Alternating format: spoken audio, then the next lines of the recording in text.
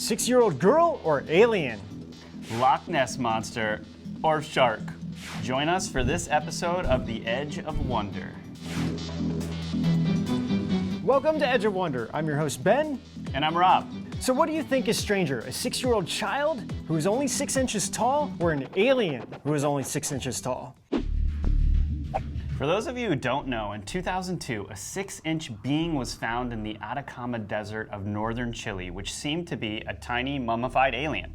Ramón Navia-Osorio purchased the being in 2012, and allowed Dr. Stephen Greer, also a ufologist, to use X-ray and CT imaging to analyze her skeleton. So there was an autopsy performed on this being, and it was used in the movie Sirius, which was produced by Dr. Greer. One of the people who was also present was Emery Smith, who worked on a secret biological facilities deep under the New Mexico desert. Emery is featured a lot on Gaia's Cosmic Disclosure series and even carries a 3D printout of the skeleton of this so-called alien. Samples were sent in for lab tests, and after a year, the Genome Research Group released their report, which claims it to be, ready, a 6-year-old girl who is only 6 inches tall who had dwarfism. Why? Because this is another case of 'cause science said so.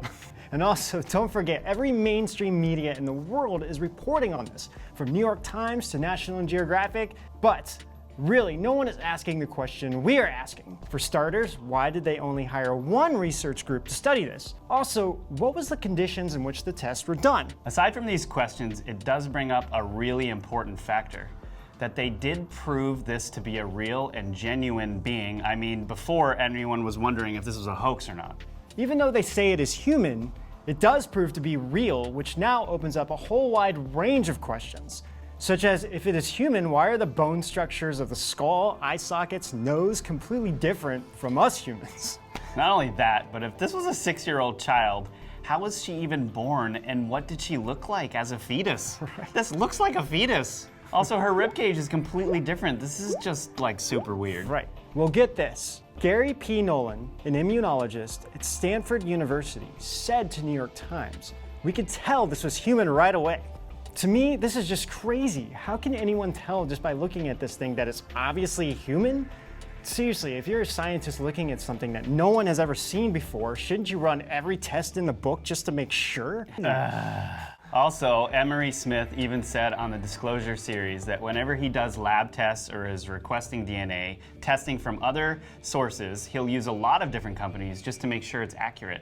I mean, any scientist in the book would do that. You never just use one source, right? So again, having only one company saying this, I'm super, super skeptical, especially since there's so much disinformation in the news. Oh my gosh. Well, you know, I think the other issue is that these scientists are actually looking at it with a notion that these things don't even exist. Or that it's like not possible. Yeah. Right, yeah. All right, so Ben and I did a little bit of research here, and we found that the smallest dwarf woman in history was 68 centimeters high. Right. That's 30 inches. This little freaky thing is 6 inches, Yeah, right? and the crazy thing is it's totally proportionate. Usually, like, the head is too small or, you know, Okay, whatever, so don't just tell us that this is a human. I mean, come on. Like, any idiot can do research and figure this out. I mean, even we did. And you know what the really crazy part is? So she, by the way, they're calling her Ada, I guess because she was found in the Atacama Desert in Chile. This actually isn't too far away from those lines in the Nazca Desert. They're called the Nazca Lines. In the 1940s, Paul Kozik flew over that area to study ancient irrigation systems.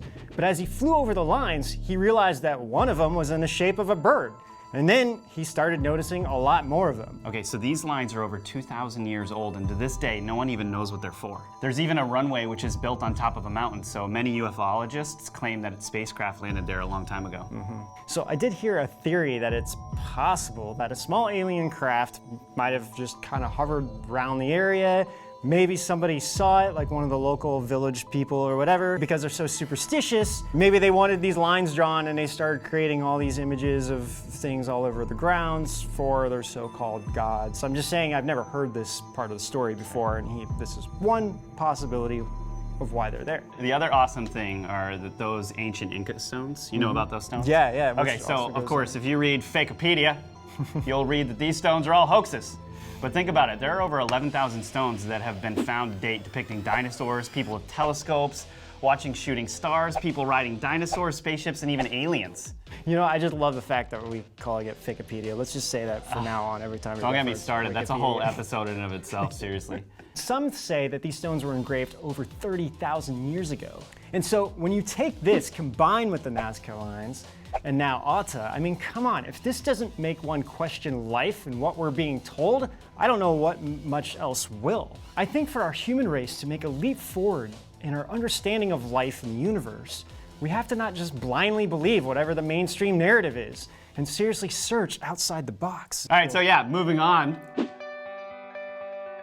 So hey Rob, check this image out. This washed ashore in Golden Isle, Georgia.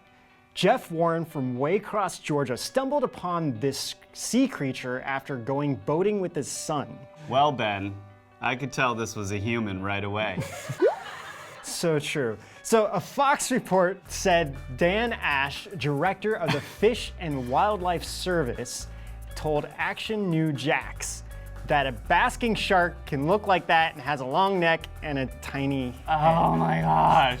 They are actually doing that. They're calling this thing a shark. A basking shark. This is what happens when something obviously unique washes up on the shore. This is how mainstream news handles it, right? Yep, exactly. Just say you don't know what it is. Don't go tell me it's a shark. All right. So this guy, Dan Ash, told them some sea animals have a way of decomposing where they can resemble a prehistoric creature. Okay, guys, help me out here. Does this thing look decomposed or does it look like a prehistoric creature? I'll tell you exactly what this is, Ben. This is another case of Kassan said so. Man, we're really on a roll today.